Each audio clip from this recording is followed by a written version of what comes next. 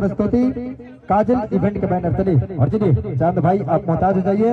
और चलिए काजल और चलिए हमारे भोली साउंड सर्विस के संचालक महोदय से गुजारिश, इन दोनों का फरमाइश गाना को आप आगाज कर देंगे। चलिए रेडी 1 2 3 4।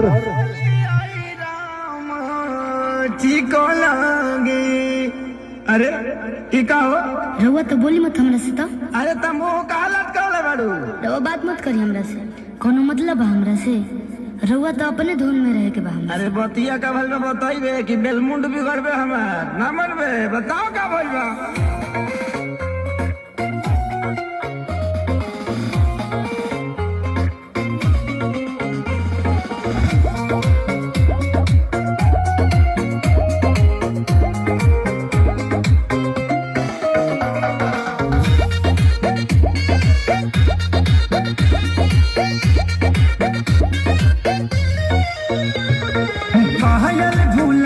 बाकी झुमकाए रानी बोलत ना बाड़ू का बा परेशानी।